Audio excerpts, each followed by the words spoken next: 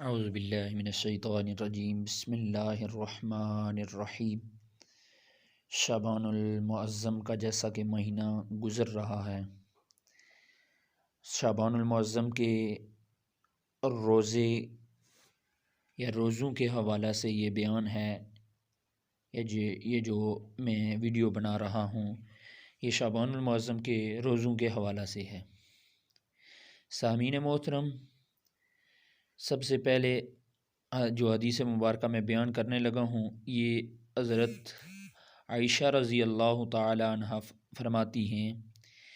کہ حضور نبی کریم صلی اللہ علیہ وسلم پہلے سے زیادہ نیکیاں کرتے تھے، یعنی شعبان المعظم میں، لیکن جیسے ہی شعبان المعظم کا مہینہ شروع ہو جاتا تو سرکار علیہ الصلاۃ والسلام پہلے سے زیادہ تلاوت کرتے، نوافل کی کثرت کرتے تھے اور کثرت سے روزے رکھتے تھے۔ دوسری حدیث مبارکہ حضور نبی کریم صلی اللہ علیہ وسلم نے ارشاد فرمایا کہ شعبان المعظم کا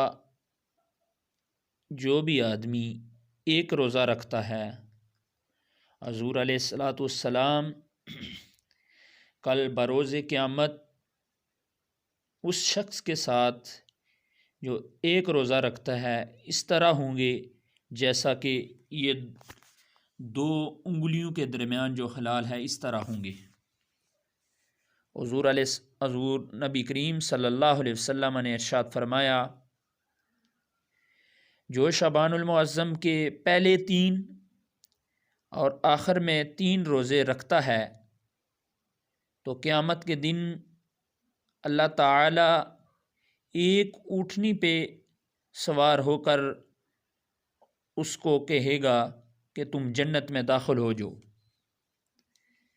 جو بندہ کمزور ہو سامعین محترم،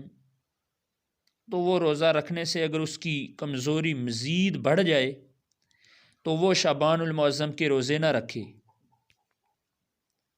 وہ رمضان المبارک کے روزے رکھے۔ جو آدمی صحت مند ہو اور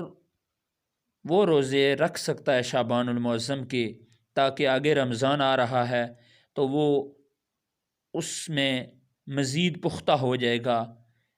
اور اسے کوئی پرابلم وغیرہ بھی نہیں ہوگی، کیونکہ اس نے پہلے روزے رکھے ہوں گے، اس کی پریکٹس ہوئی ہوگی تو وہ اس میں کوئی کمزوری وغیرہ محسوس نہیں کرے گا۔ جیسا کہ آپ کو پتہ ہے رمضان شریف کے 2 3 4 5 روزے ہیں، اس میں بندہ زیادہ تنگ ہوتا ہے کیونکہ اس نے پہلے سے پریکٹس نہیں کی ہوتی، پہلے سے اس نے روزے نہیں رکھے ہوتے۔ ایک اور حدیث مبارکہ حضرت عائشہ رضی اللہ تعالی عنہ فرماتی ہیں کہ حضور نبی کریم صلی اللہ علیہ وسلم رمضان کے علاوہ جس مہینے کے روزے رکھتے تھے وہ شعبان المعظم کا مہینہ ہے، کیونکہ اس میں سرکار علیہ الصلاۃ والسلام نوافل کی کثرت کرتے تھے، تلاوت قرآن پاک کرتے تھے اور کثرت سے اس میں روزے رکھتے تھے۔ تو سامعین محترم، ہمیں بھی چاہیے کہ نوافل کی کثرت کریں، تلاوت قرآن پاک